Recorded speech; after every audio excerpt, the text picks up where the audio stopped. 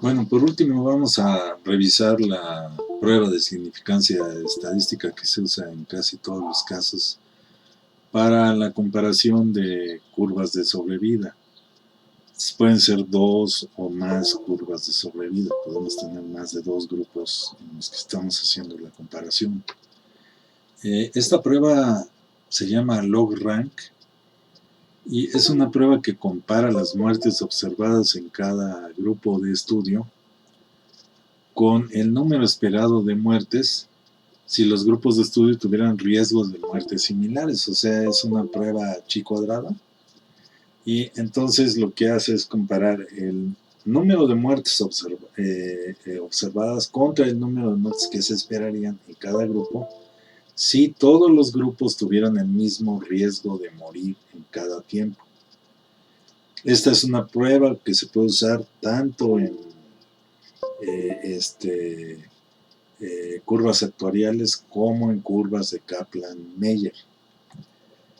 La hipótesis nula que está implícita en la prueba es que no existen diferencias en la mortalidad entre los grupos que se comparan, si son dos grupos entre ambos grupos.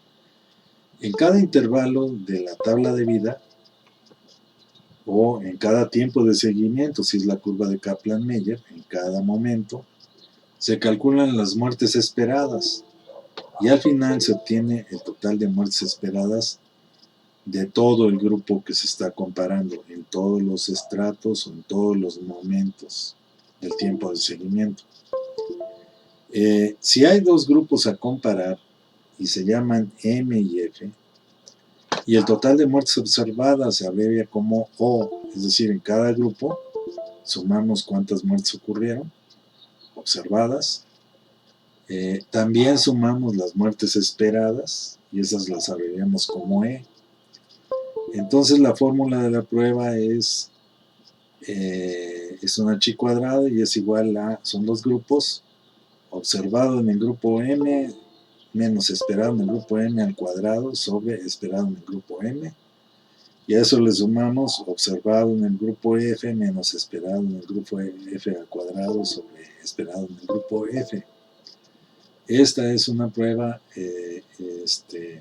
en donde los grados de libertad son igual al número de grupos menos 1. La prueba log-rank compara en todos sus puntos las curvas de supervivencia o de mortalidad acumulada. Por la forma como se hace, como en cada intervalo o en cada momento del periodo de seguimiento de la curva de Kaplan-Meier, estamos haciendo estamos calculando las observaciones observadas y las esperadas. Entonces, en realidad, la prueba está comparando toda la curva, no solamente un segmento de la curva. Aquí tenemos este caso, que es el caso del ejercicio 3. Se está comparando las mujeres de Los Ángeles con mujeres mexicanas. Son curvas actuariales, es el ejemplo que vamos a ver, porque si usáramos el ejemplo de Kaplan-Meier, pues sería más laborioso hacer la tabla y los cálculos, porque pues sería en cada momento de la curva, ¿no? Aquí son menos intervalos y de todas maneras la idea es muy similar.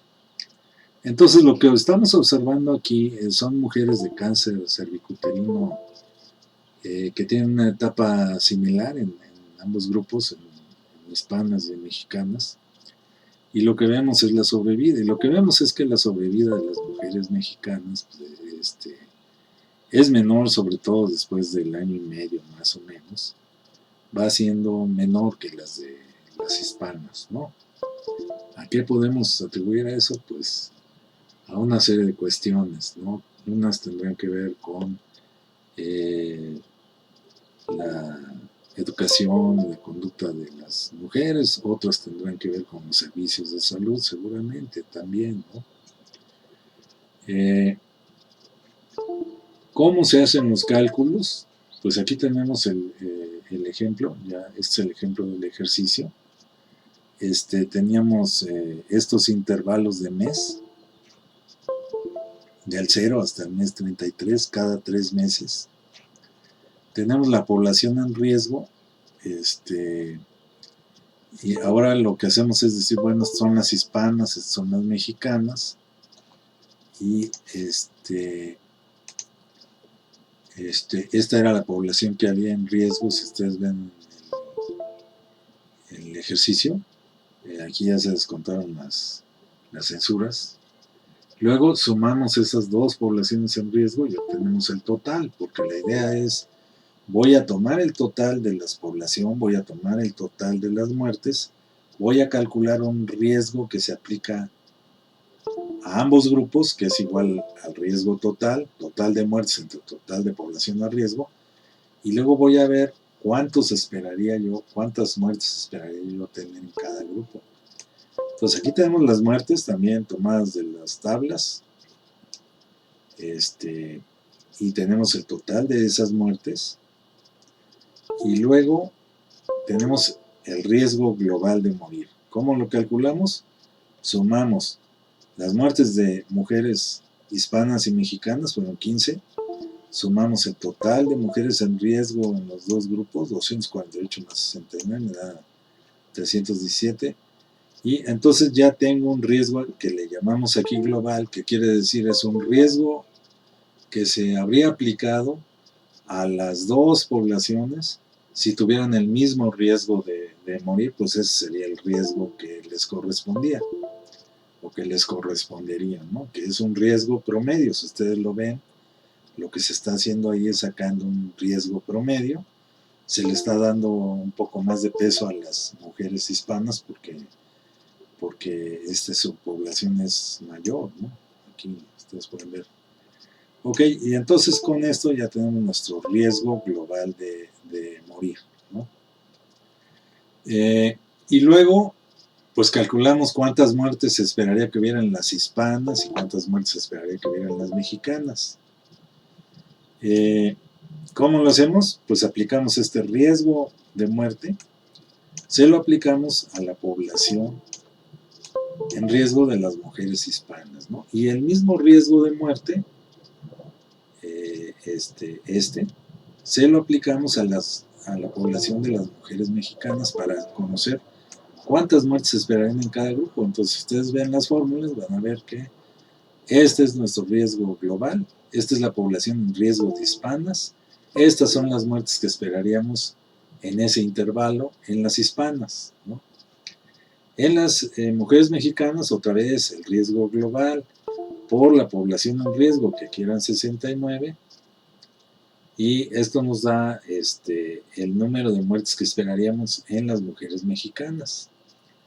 Luego, ¿qué hacemos? Bueno, luego sumamos todas las muertes en hispanas, fueron 90, las observadas, y las muertes observadas en mexicanas fueron 40, y hacemos lo mismo con las muertes esperadas, y les dejamos los decimales en todos los casos, porque pues si no perderíamos precisión, ¿no? Ya sabemos que no puede haber .73 muertes ni 11.72 muertes, pero de todas maneras se dejan esos datos así. Y así los dejamos aquí al final, está sumado con todos los decimales. Y son, el total de muertes esperadas son 99 en las hispanas contra 30 en las mexicanas. Entonces vean ustedes, en las hispanas observamos 90 y esperaríamos 99. En las mexicanas observamos 40 y esperaríamos 30. Ahora, ¿cómo vamos a hacer el cálculo de la chi cuadrada? ¿Y cuál es la hipótesis nula? Perdón, voy a tener que...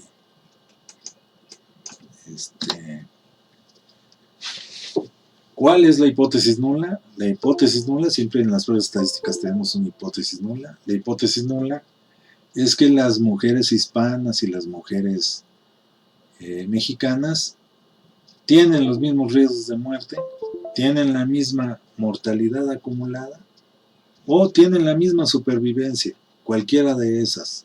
Todo es lo mismo, ¿no? Son iguales en ambos grupos, ¿no? Aquí tenemos dos grupos y entonces vamos a calcular una chi cuadrada con un grado de libertad, porque son dos grupos. Entonces el número de grupos menos 1 nos dice los grados de libertad. Con eso podemos ir a la tabla a ver cuál es el valor del H cuadrado de rechazo. El valor con el cual podemos rechazar esta hipótesis nula. Y lo que hacemos aquí es usar la fórmula que habíamos visto, esta fórmula.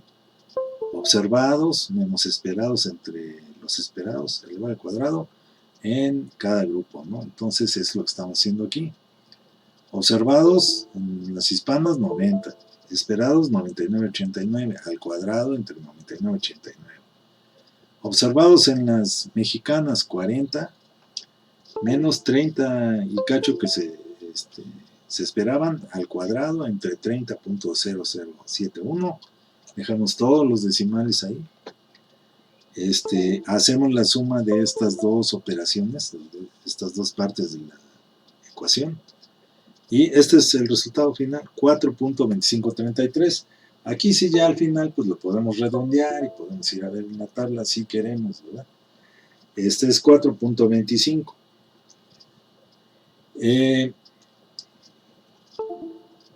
Si no necesitamos ir a la tabla, si simplemente lo que queremos saber es si podemos rechazar o no la hipótesis nula. Para eso lo único que necesitamos es cuál es el valor de rechazo con un alfa de 0.05 de una H cuadrada con un grado de libertad.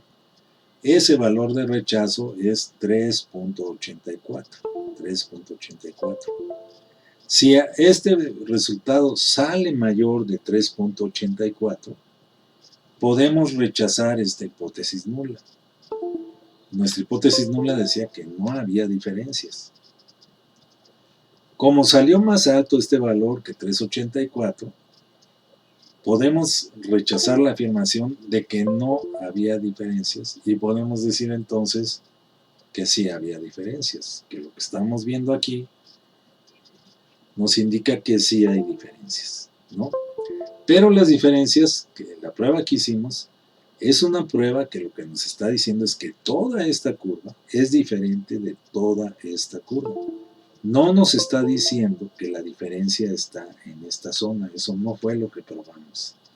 Lo único que, eso lo vemos en la gráfica, pero lo que probamos así estadísticamente fue que estas dos curvas no eran iguales, eso es lo que estamos probando, nada más. Bueno, con eso concluyo las sesiones que me pidió el doctor Vicente Rosas que les diera. Les agradezco mucho su atención, les recuerdo que es importante que le den una revisadita a los dos capítulos de Pagano y también a los artículos, el capítulo del libro de Fletcher y la lectura sobre tablas de sobrevida, que les van a ayudar a ver otros aspectos y a profundizar, y les va a dejar más claros los conceptos que vimos aquí. Entonces, muchas gracias.